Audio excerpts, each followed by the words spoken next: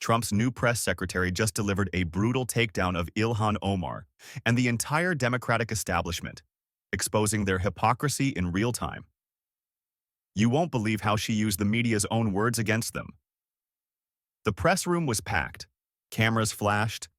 A low murmur rippled through the reporters, a mix of anticipation and quiet tension. Then, Karoline Leavitt stepped up to the podium, her movements calm and controlled. She adjusted the microphone, scanning the room with sharp eyes. She already knew how this would go. This wasn't just a press briefing, it was a battlefield. The media held their narratives like weapons, ready to fire. But she came prepared. She gave them a polite smile, but behind it was steel. "Good afternoon, everyone," she began, her voice steady and deliberate. "I know you've been eager for this briefing, so let's get right to it." A pause, a calculated beat of silence. "Before we begin, let's establish something." She leaned forward slightly. "If the media is going to set the rules of outrage, they should at least be consistent." A few reporters shifted uncomfortably, already sensing where this was going. Karoline placed her hands firmly on the podium, locking eyes with the front row.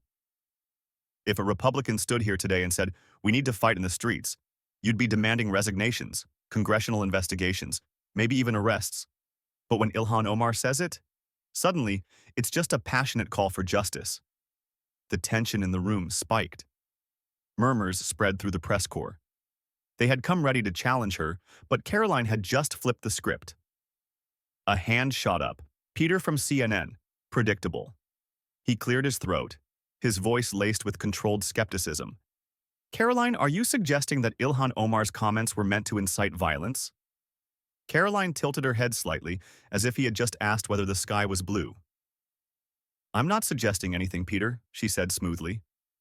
"I'm quoting her. Or do you deny she said it?" Peter hesitated. The cameras zoomed in, catching the flicker of uncertainty in his face. Karoline pressed in. "Let's be clear," she continued. "When Democrats say, 'fight in the streets,' it's dismissed as rhetoric. But when a Republican so much as breathes the wrong way, it's suddenly a threat to democracy." She let her words hang in the air. "So tell me, Peter, what's the rule here? Because from where I'm standing, it looks like the rules only apply to one side." Peter opened his mouth, then closed it. No response. Another reporter, a woman from NBC, jumped in, trying to redirect the conversation. "Surely you're not suggesting that the president is above criticism?" Ilhan Omar was simply expressing concerns about this administration's policies. Karoline turned to her, unimpressed. So was every conservative who dared to question the Biden administration. Yet they were labeled as extremists. She shrugged. "Funny how that works." Silence. A few furrowed brows. Some reporters shuffled their notes, searching for an angle to trap her. But she wasn't done yet. She glanced at the cameras. This moment wasn't just for the press, it was for every American watching at home.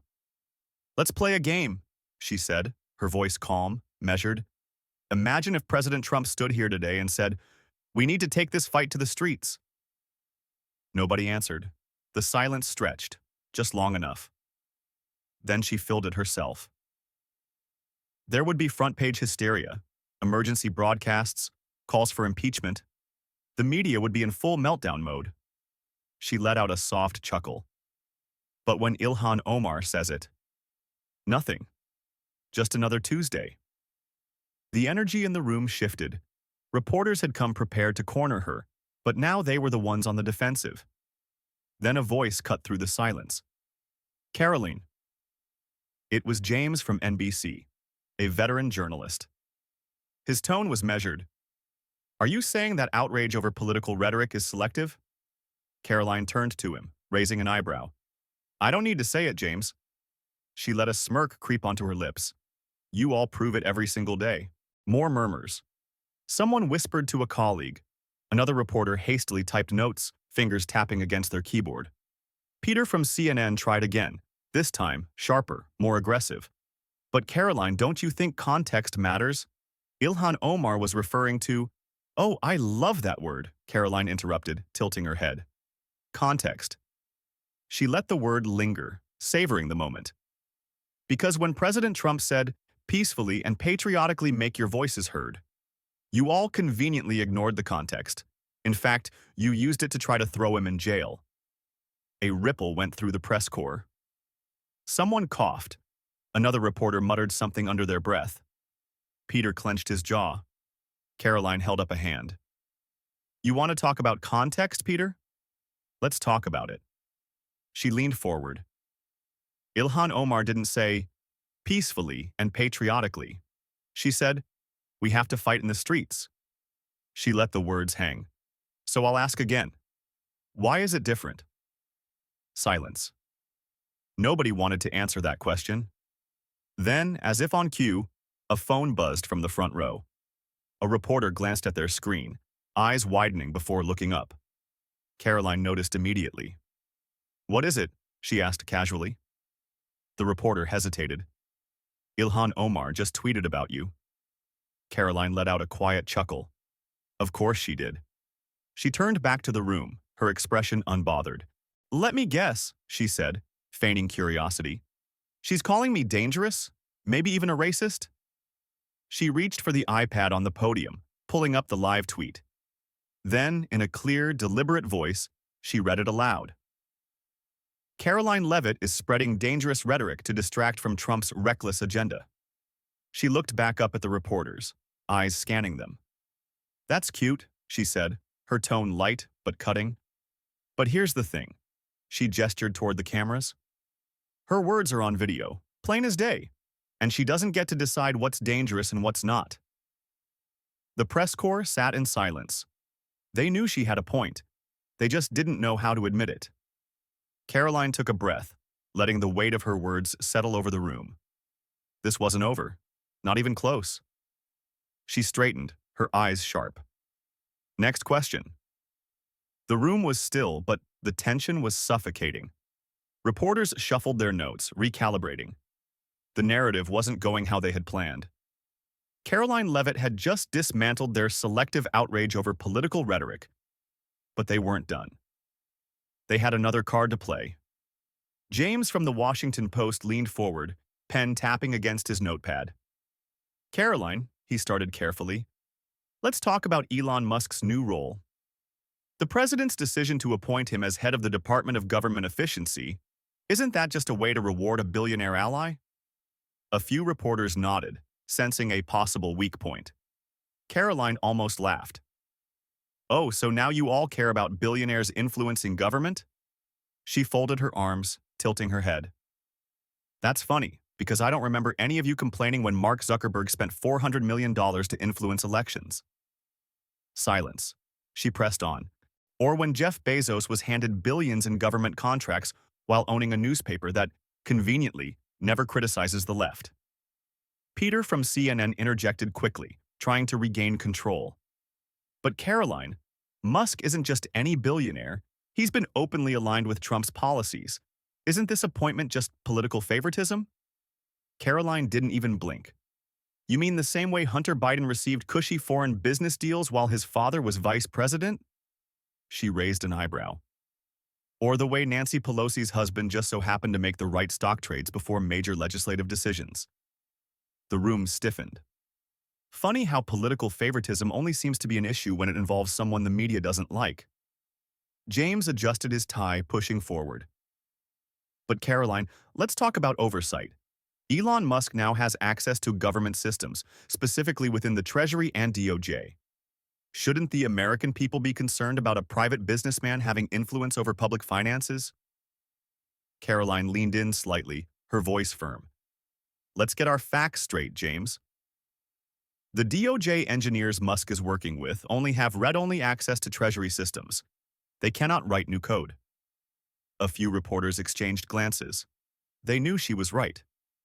And let's be honest, she continued, what really bothers you isn't Musk having oversight. It's that he's actually going to expose how much taxpayer money has been wasted. The room fell silent. Then, from the back, a young journalist from NBC raised her voice. But Karoline, Musk's companies, including SpaceX and Tesla, have received billions in government subsidies. Doesn't that create a conflict of interest? Karoline tilted her head slightly, unimpressed. That's interesting, she said, Because the Biden administration literally appointed former Google and Facebook executives to government roles overseeing tech regulations. A few cameras zoomed in, catching the growing unease in the room. But somehow that's not a conflict of interest? More silence. Karoline scanned the room, sensing that the energy had shifted. They weren't getting the attack angle they wanted, so she decided to drive it home. This administration was elected to drain the swamp, she said, her tone calm but firm. To cut waste.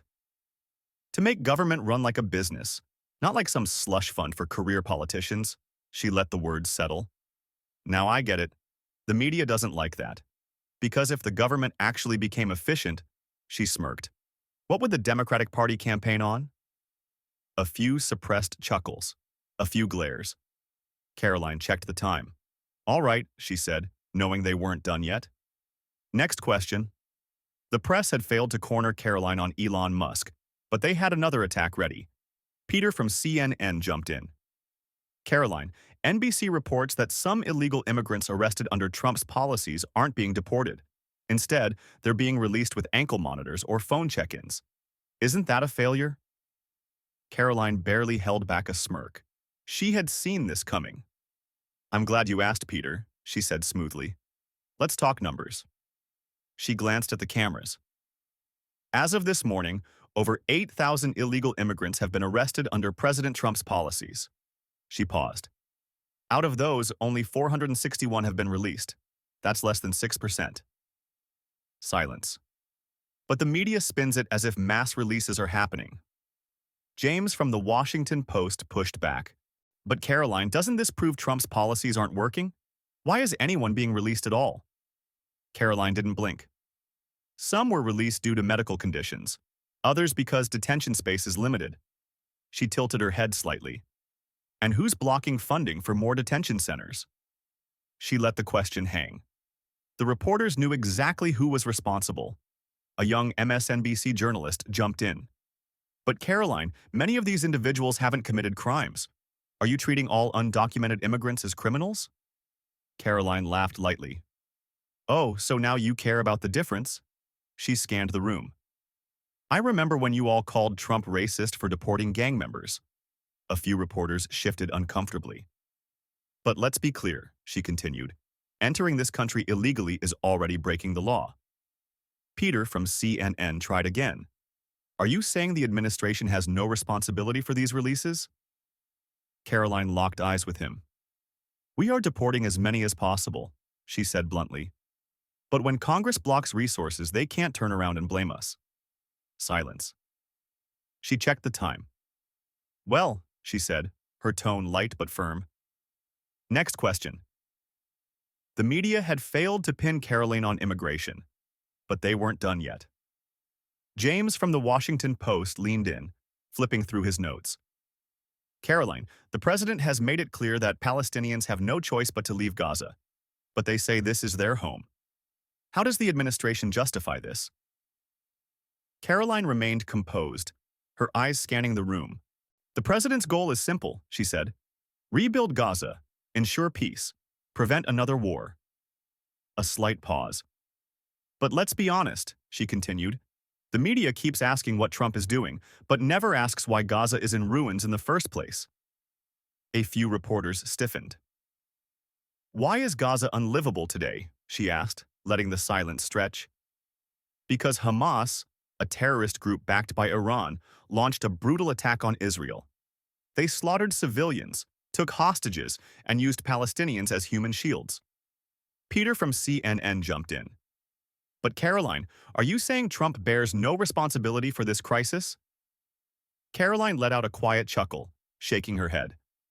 I'm saying Hamas started this war, she stated. But instead of demanding that Hamas surrender, the media is demanding that Trump explain his response. She let that sink in. A young MSNBC reporter pushed forward. But Karoline, Palestinians say they don't want to leave Gaza. Is the U.S. prepared to force them out? Karoline met her gaze. No, she said firmly. The U.S. is not forcing anyone out. We are prepared to help rebuild, but we will not allow another Hamas-controlled war zone to emerge. James from the Washington Post pounced. The president said he's willing to use the military if necessary. Does that mean U.S. troops will be deployed? Karoline leaned forward slightly, her voice steady. The president has not committed to U.S. boots on the ground, she clarified, but he's keeping all options open, because when it comes to national security, he won't play political games. Some reporters looked dissatisfied. They wanted a reckless statement. She didn't give them one. She let a moment pass. The real question is, she said, scanning the room, why aren't you asking Hamas to surrender? Silence. A flicker of discomfort crossed James's face. Another journalist from NPR tried to redirect. But Karoline, there are concerns that Trump's stance on Gaza will escalate tensions with key allies. What is the administration doing to prevent further instability? Karoline exhaled slightly, as if she had been waiting for this question all along. The president has already spoken with Egypt, Jordan, Bahrain, and Saudi Arabia, she revealed. We're coordinating with our allies to ensure stability in the region. She folded her hands, eyes locked on the room. But let's be honest, she continued. The media keeps pretending that Trump is making rash, unilateral decisions. You frame him as reckless, yet ignore the fact that he's working directly with leaders in the region to ensure peace. A few reporters looked down at their notes. Others typed away, already spinning their stories. Karoline checked the time. Well, she said with a knowing smile, next question. The media had failed to trap Karoline on Gaza, but they weren't done yet. If they couldn't win with facts, they'd try something else, misrepresentation. Peter from CNN adjusted his mic, ready to strike. Karoline, CNN is reporting that you suggested illegal immigrants aren't deserving of humane treatment. Do you stand by that? Karoline's brow lifted slightly. She knew where this was going. Peter, she said calmly, would you mind reading exactly what I said? Peter hesitated. He glanced at his notes, then back at her. Well, in context, no, Karoline cut him off smoothly. I asked for exactly what I said, not your interpretation. Silence. Peter cleared his throat. I don't have the direct quote in front of me, he admitted. Karoline smirked. Of course you don't. She tapped her iPad, pulling up the transcript herself. Allow me to help, she said, turning the screen toward the cameras. She read aloud. I said, illegal immigration is a national security crisis, and the Biden administration's policies have made it worse. She looked up. Now, Peter, where exactly did I say anything about immigrants not deserving humane treatment? Peter's jaw tightened. Well, the implication was... Karoline held up a hand. No, Peter. CNN didn't report what I said. You twisted it? A ripple of murmurs spread through the press room. She wasn't done yet. This is exactly what the media does, she continued. You don't like what I actually said, so you invent a version that fits your narrative. James from the Washington Post tried to jump in. But Karoline, even if the wording was misinterpreted, don't you think... Karoline cut him off, flipping the screen to a new tab. Let's talk about misinterpretation, James. She tapped on an article headline from MSNBC. It read, Karoline Leavitt refuses to deny Trump will use U.S. troops to remove Palestinians. Karoline looked around the room. Raise your hand if you were here when I answered that question. A few journalists hesitated before slowly raising their hands. Karoline leaned forward. Did I say that Trump would use the military to remove Palestinians? Silence. Anyone, she pressed. More silence. She tilted her head slightly. Because what I actually said was, and I quote, the president has not committed to U.S. boots on the ground, but is keeping all options open to maintain stability. She let the words sink in. But MSNBC decided to rewrite reality, and now social media is filled with people believing a completely false headline. A young MSNBC reporter shifted in his seat. Karoline, that headline is just an interpretation of... Karoline laughed lightly, shaking her head. Interpretation? She repeated. No, that's called a lie. She scanned the room. This is how it works, she said, voice unwavering. The media creates a false story, spreads it across every platform, and hopes people never fact-check it. She glanced at the cameras. And if you don't believe me, Just wait until tonight's news coverage. A few journalists looked uncomfortable. Others were already rewriting their narratives. Karoline checked the time. Well, she said with a knowing smile. Next question. The press had been caught red-handed twisting Karoline's words. But they weren't giving up. When they couldn't trap her, they pivoted to Trump. James from the Washington Post leaned forward, his voice careful but pointed. Karoline, you've spent a lot of time criticizing the media's handling of rhetoric, he began. But let's talk about the president's own words.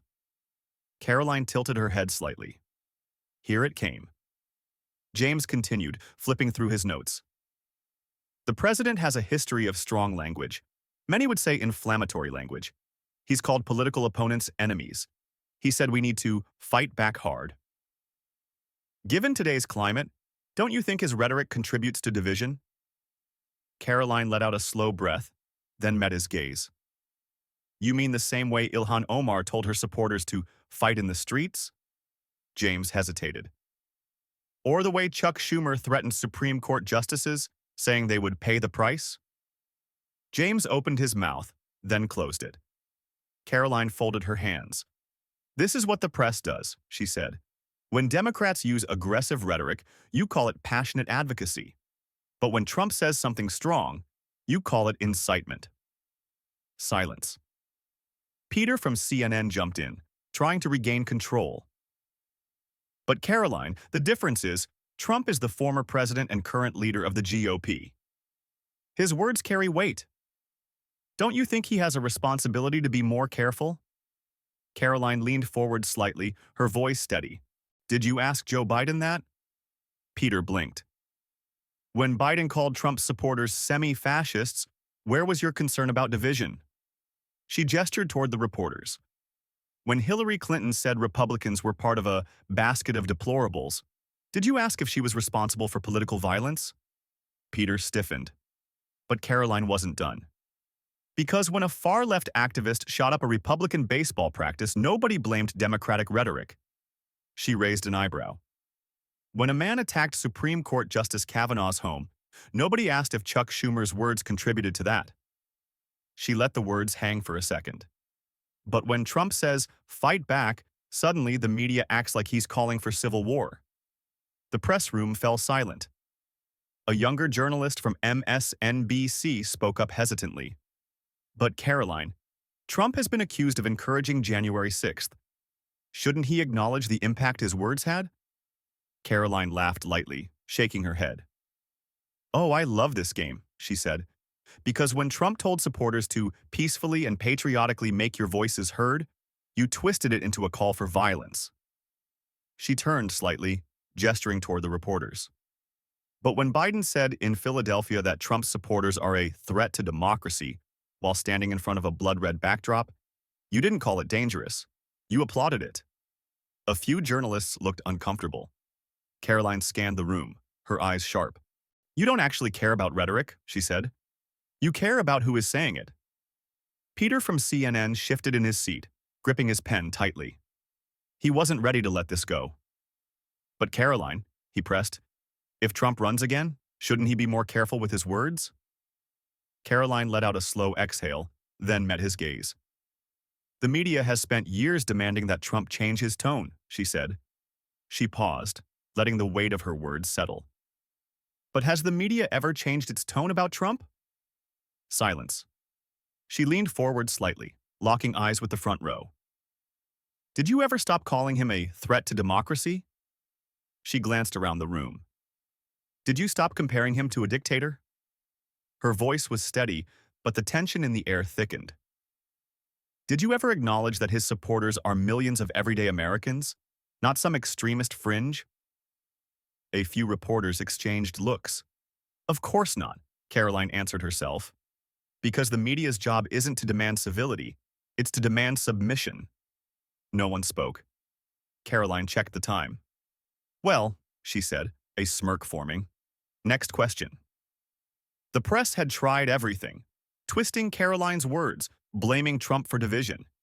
Now they had a new strategy. They weren't going to attack Karoline themselves. They were going to let Ilhan Omar do it for them. Midway through the briefing, A reporter in the back suddenly looked up from his phone, eyes wide. A few others whispered among themselves, glancing at their screens. Karoline noticed immediately. "What is it?" she asked, arms crossed. A journalist from MSNBC cleared his throat. "Well, Karoline," he said carefully, "Ilhan Omar is live on Morning Joe right now, and she's talking about you." A murmur spread through the room. Cameras zoomed in. Karoline smirked. "Oh," she said, tapping her earpiece. "Well, let's hear it then." A producer rushed forward, holding up an iPad with the live MSNBC broadcast on screen. Ilhan Omar sat across from Joe Scarborough, her expression tight with frustration. "This administration is dangerous," Omar declared. "Karoline Leavitt is spreading lies to cover up for Trump's failures. And let's be clear, she is deliberately putting people's lives at risk." Karoline raised an eyebrow but said nothing. Omar's voice rose. "The way she dismissed concerns over Trump's rhetoric, it's reckless. It's a direct threat to democracy. And let's not forget, she's using the same dog whistles the far right has used for decades." Scarborough nodded in agreement. Then he added, "Karoline even questioned your comments about fighting in the streets. Do you want to clarify what you meant?" Omar didn't hesitate. "Yes," she said firmly. "I was speaking metaphorically. I was calling for people to stand up against this administration's attacks on our rights.